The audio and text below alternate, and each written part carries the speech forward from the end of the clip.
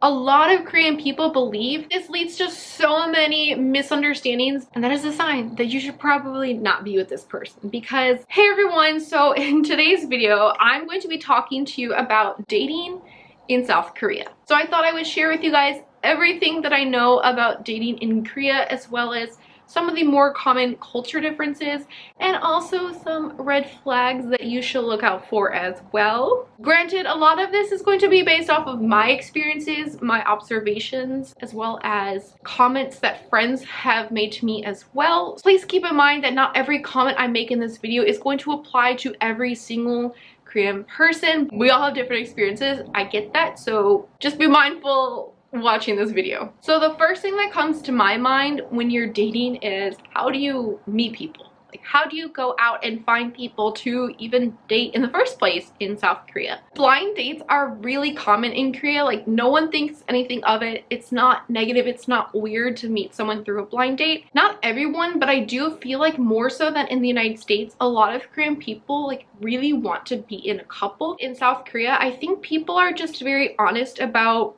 wanting to find a romantic partner, that there really isn't any shame in admitting that and just saying, hey, like, I want to meet someone romantically. Can you find someone who also wants to meet someone romantically and then get us together?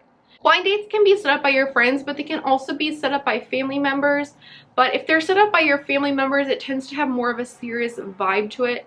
And obviously, if you're a foreigner, you probably don't have family in Korea who can set you up on blind dates. So blind dates are also a very safe option because you're not necessarily meeting a total stranger. You're meeting someone that one of your friends has already like gotten to know and can vouch for is a good person and someone worthwhile to date. So if you have some Korean friends, asking for a blind date is one good option to meet someone new. But if you don't speak Korean, your friends might not know a lot of people who can speak English enough to like communicate and go on a date with you. And then also it can be really hard to find Korean friends in the first place. So for a lot of foreigners in Korea, getting set up on a blind date can actually be very challenging. Another good way to meet someone in South Korea is to participate in some sort of club or gathering or some sort of like social event that will allow you to meet people based on some sort of like shared activity, like photography, for example. If you are interested in photography, you could sign up for a photography club,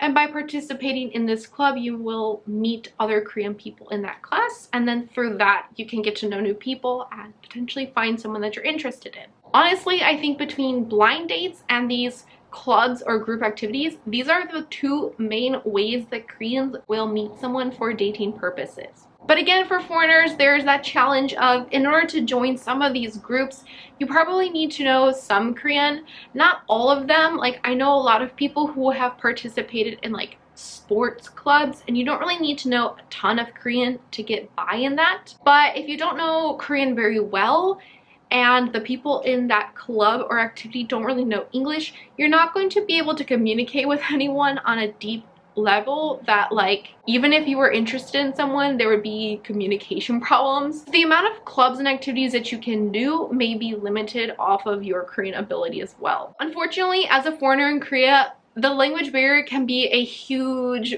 filtering factor when it comes to meeting someone new.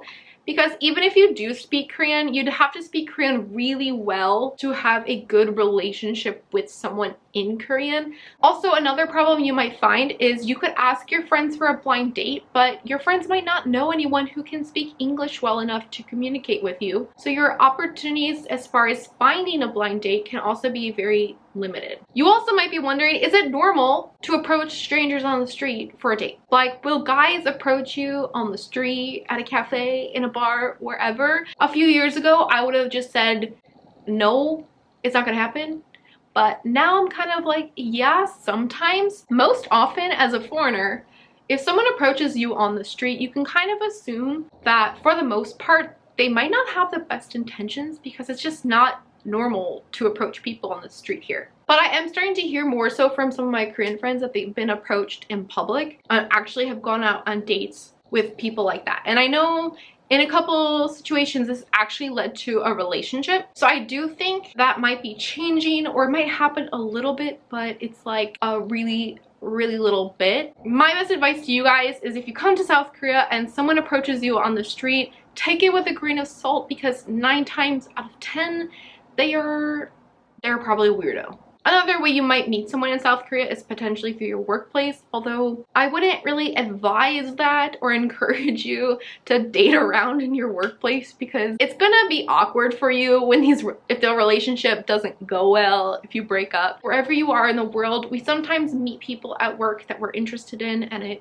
can turn into a relationship, but I can't honestly say that it's like one of the go-to ways for you to meet someone. So yeah, I feel like the workplace is one underlooked place where you could find someone romantically, but it's not like you're going to work looking for guys. So like I said, for foreigners, it's really difficult to meet people through blind dates and through clubs because of like the language barrier and stuff.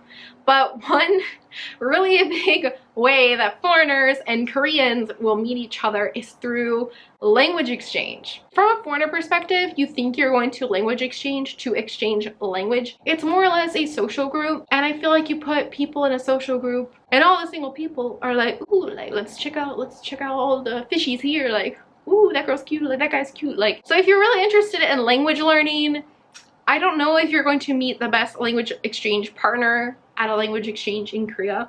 But if you're looking to make new Korean friends, or you're looking to find somebody romantically, like, you know, go to a language exchange. That is actually probably one of the best places for foreigners to make Korean friends. And then along with language exchange, like if you go on an app like Hello Talk in South Korea, as a language learner, when I go on Hello Talk in Korea versus like Hello Talk for French, like the atmosphere and the vibe is so different. I feel like with French or other languages, everyone on Hello Talk is like really trying to do language exchange and like actually focus on the language learning and helping each other. I think a lot of the Korean people on there are looking for friends or romantic partners, and they're like treating it like more of a meetup app or like a dating app than a language exchange app. Now we gotta talk about dating apps. I feel like dating apps in Korea are not so mainstream in the same way that they are in other countries like the United States. I think Koreans on some level still find it very weird and uncomfortable to meet a total stranger. And there are a lot of people who use dating apps, but I feel like a lot of the times the people that use dating apps are people who maybe had lived overseas and had experiences living in a country where these dating apps were more widely used to find a romantic partner. And then there are a lot of other Koreans who just use dating apps for like hookups. I think it's because like our difference in expectation of what you're getting out of a dating app and then culture differences. There's so many like bad experiences that foreigners have using dating apps in Korea, because I think the foreigner gets on the dating app, Korean person gets on the dating app, and they communicate, and I don't think that there's like a good match as to like what they're looking for. Like I think they are looking for two different things and then they get disappointed with that. So you can meet people through a dating app, but whether you're going to find someone that's actually interested in starting a relationship with you, it could be really challenging, I'm not gonna lie. Even though the dating apps aren't really the best place to meet someone, a lot of foreigners end up just using them because they don't really have any other way to meet someone romantically. So now, once you've found someone that you're interested in, you're going to start talking to them. I don't know about you guys, but growing up, I always heard about the 3-date rule. You should wait 3 days before you send a text message because you want to somehow show them that you're interested, but also be aloof at the same time.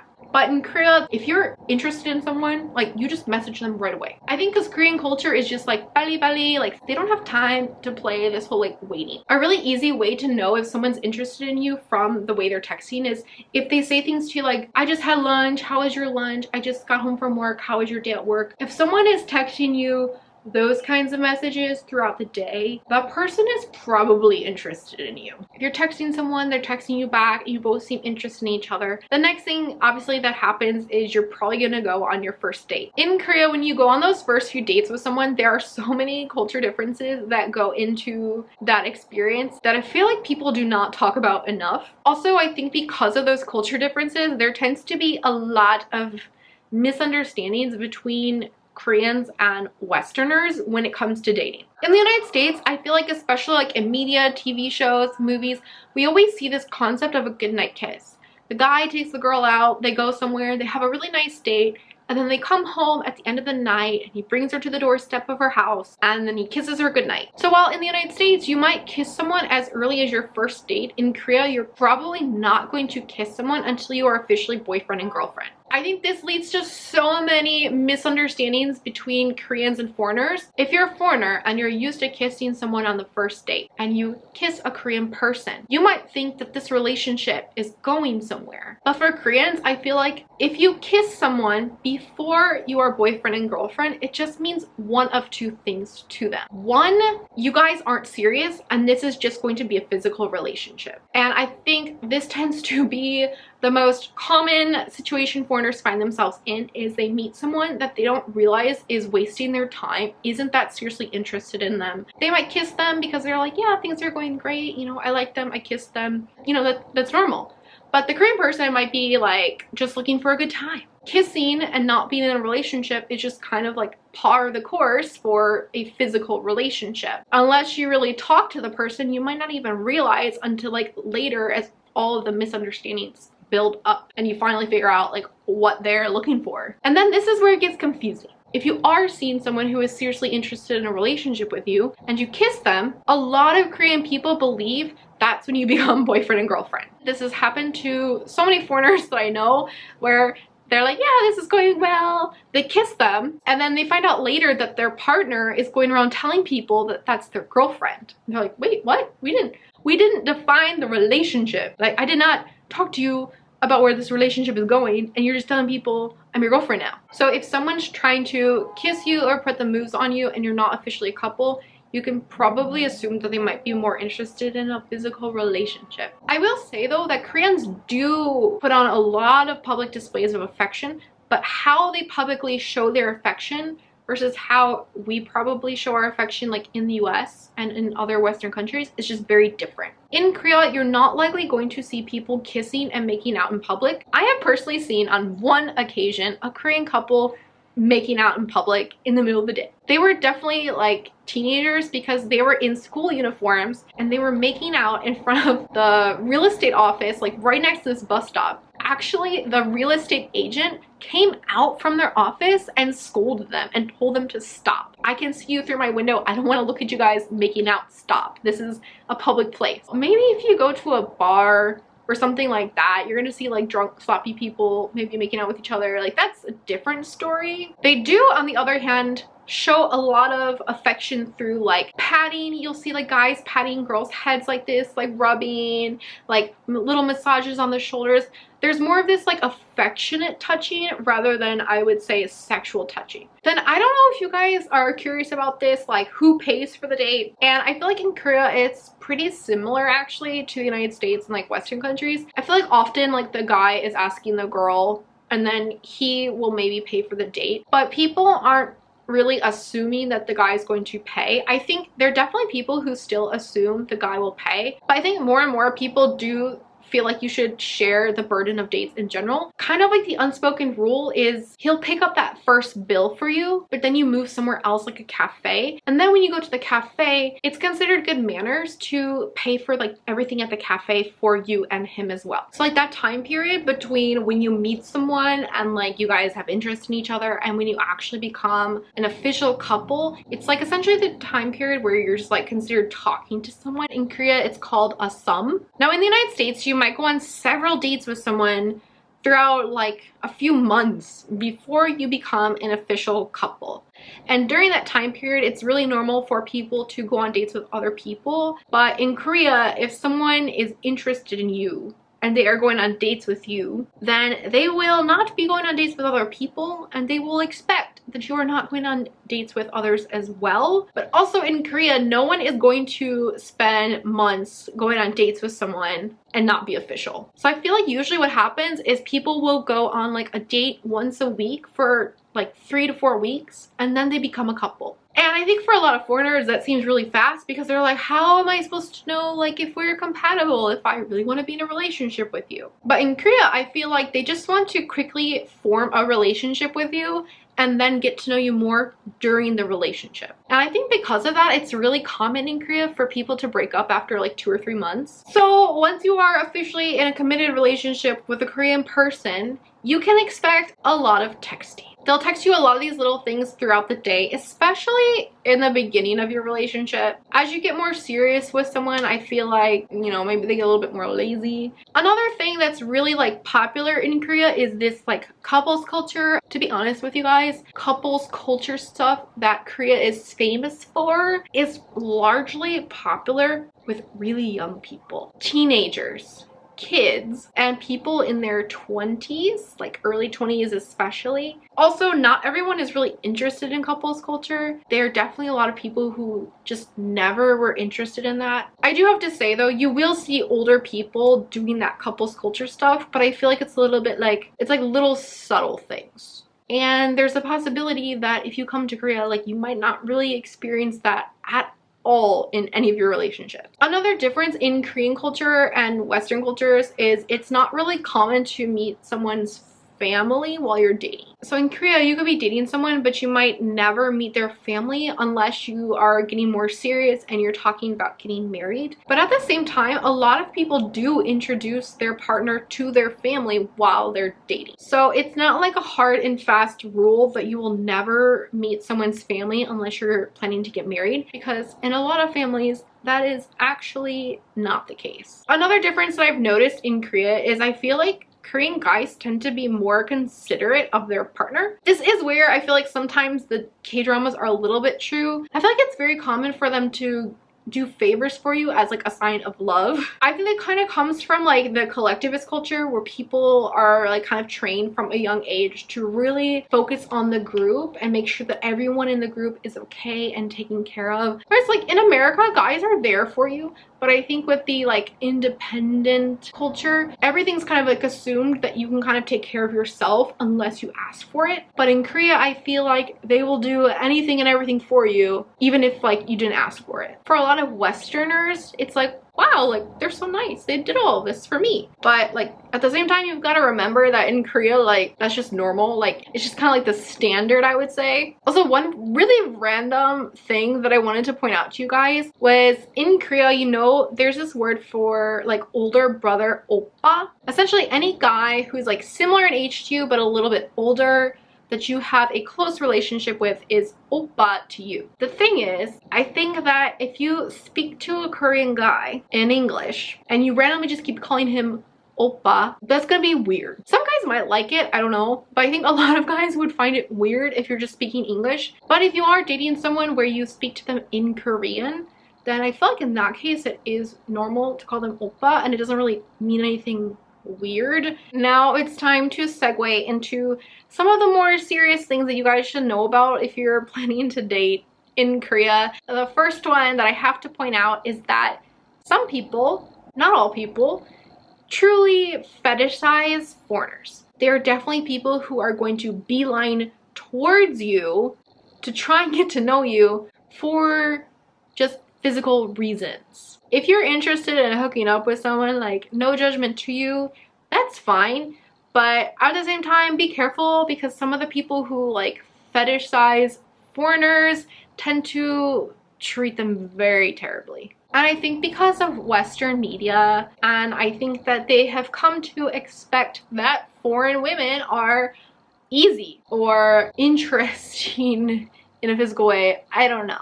The reality is when someone fetishizes you, it means that they also don't really have much respect for you as a person.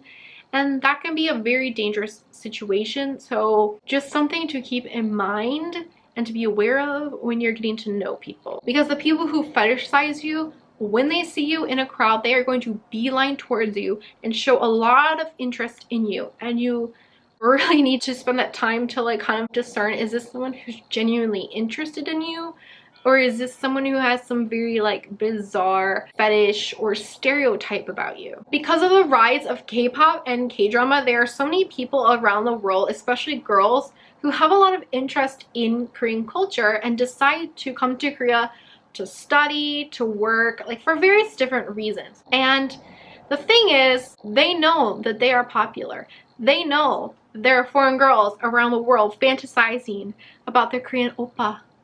They know that a lot of girls are coming to Korea with rose-tinted glasses, thinking that Korean guys are all really nice and just like they are in K-dramas, and they take advantage of that. You know, They're bad guys in any country. So Korea is not unique. It's something I really want you guys to be aware of, because if you do watch a lot of K-dramas and you kind of like start to think that Korean guys are like that, like on the regular, you might become blinded to these like bad eggs. And I don't want you to get taken advantage of. I don't want you to be like in a dangerous situation. Another really common problem that foreigners particularly have dating in Korea is ghosting. And I think it's kind of skewed because, like I said, foreigners have a hard time of meeting people because of the language barriers. So they tend to rely on dating apps. But if you think about dating apps, meeting someone on a dating app is essentially just meeting a stranger, which is not really typical for Korean culture. And then Koreans are very indirect communicators. So what happens is if you meet someone in Korea on a dating app and you go on some dates with them and you think you're having a relationship with them and like you think things are going okay,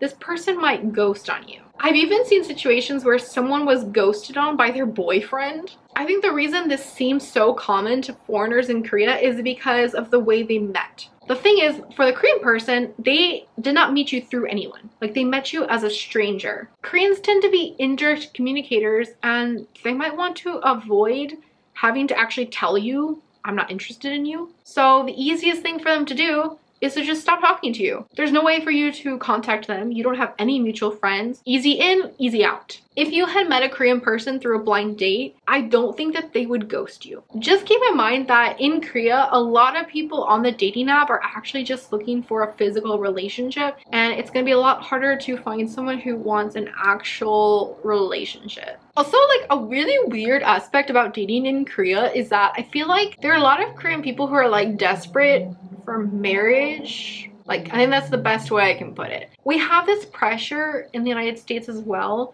but the pressure in Korea is like much stronger, and not everyone is the best at finding a partner. What I mean by this is there are people who will be so focused on finding a spouse by a certain age that they're not really thinking about the marriage that they're going to have and the relationship they're going to have with this person, but more of like checking off the boxes. Like, a lot of times people will be considering like, what do they do for a living? What's their salary? It's almost like, what are the specifications of this person? Like, what are the perks to being with this person? And unfortunately, I have seen so many people who have gotten married to someone that they weren't really that interested in. I had a coworker several years ago pass out wedding invitations and talk about how they didn't even want to marry the person they were marrying, but they should, because they were like, oh, you know, I'm 30-something years old and I already spent time investing in this relationship and getting to know this person, and, you know, it costs a lot of money and it takes a lot of time. And if I don't marry this person, I have to do it all over again. And, you know, I'm already 30-something, so I should just marry this person. I have heard that explanation from so many people. The status of being married is more important than the the relationship of a marriage. I'm really curious what you guys think about that. Like, let me know down in the comments, because I don't know. I mean, maybe these people will go on and have like happy marriages. Like, I really don't know how it goes for people in those situations. I just know that it happens. But from my point of view, it always just seemed a little bit sad, because I felt like it seems somewhere in between a marriage based in romantic love and an arranged marriage. I don't know. It's a very big culture difference. Not everyone is like that. Not everyone is desperate to get married. Like, a lot of Korean people aren't going to get married if they don't find someone that they like. And a lot of people don't want to get married, but there's definitely a lot of people out there who like really feel desperate for marriage. I feel like there aren't really a lot of people like that in the United States. So while you have so many people in Korea who are really like desperate to get married, on the opposite end, you have a lot of Korean people now who don't want to get married at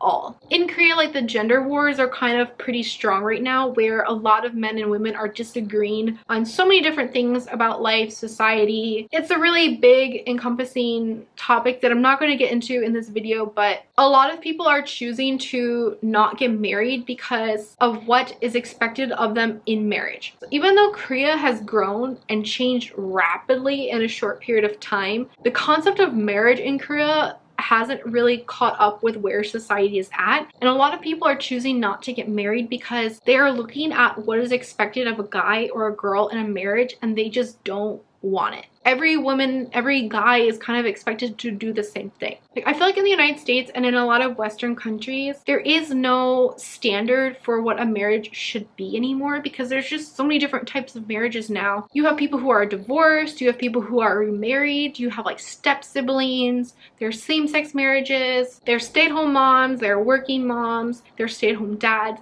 marriages with children, marriages without children, and there's so many different versions of what a marriage can be. I think in Korea, like, there's really just a one-size-fits-all expectation of what a man and a woman should do in a marriage, and so a lot of Korean people are just looking at what's expected of them and thinking, I don't want to do that. And these days in Korea, there's a lot of tension between men and women, more so in the media, because like the media exaggerates everything. Like, day to day, I feel like people do get along with each other. I feel like that's something you don't necessarily need to know like all the details about, but you should be like aware that that is going on, because it has kind of surfaced in the dating world in a very weird way. So now I want to get into some of the red flags that you should be aware of when dating in South Korea. Like, going back to the gender wars, the reason I wanted to point it out to you guys is because what has weirdly happened is that there are some men who like don't have luck with Korean women, or they're frustrated like politically at Korean women, and then they're like, I'm gonna date foreign women instead. And I feel like a common thing that some guys will say to a foreigner is, oh, I don't like Korean girls, I never want to date a Korean girl. And that is a sign that you should probably not be with this person, because the reason they say that they don't like Korean girls is because either they have really bad experiences dating Korean girls because they're not a good guy, and the girls all figure that out, or they are just really consuming a lot of media and really frustrated at women politically, and then they just think like all Korean women are the same, they're all bad, and like I disagree with them, and then they just think like foreign girls are gonna be different. Foreign girls are gonna put up with me. Foreign girls are going to agree with my political stance about women. Honestly, I think for a lot of girls, for a lot of foreign girls, they're probably not going to be a good option for you. If a guy tells you he doesn't like Korean girls, just run. Another red flag to look out for is if he says he is open-minded. In America, I had always thought that open-minded meant that you were open to other ways of thinking. And if someone had a different opinion to you or a different way of thinking, you were open enough to listen and consider that different way of thinking and that different person's point of view. It just meant that you were a receptive person, capable of listening and trying to understand differences. But in Korea, I feel like open-minded just means like you want to do some weird dirty stuff, because there's a stereotype that foreign women are easy and foreign women are like adventurous. I feel like they say that they are open-minded to foreigners because they think that the foreigner is open-minded in the same meaning that they are using. Another red flag to look out for in Korea is if a guy asks if you live with your family. This seems like such a dumb question, because I feel like it's kind of obvious that a lot of foreign adults living in Korea probably live alone, but guys will ask either, do you live with your family or do you live alone? Really, the reason they're asking is because a lot of guys might actually live with their parents, because that's really common in Korea. If he asks if you live alone, it's not because he's interested in you or curious about if you're lonely or something. It just means that he's thinking he can go to your house to have fun.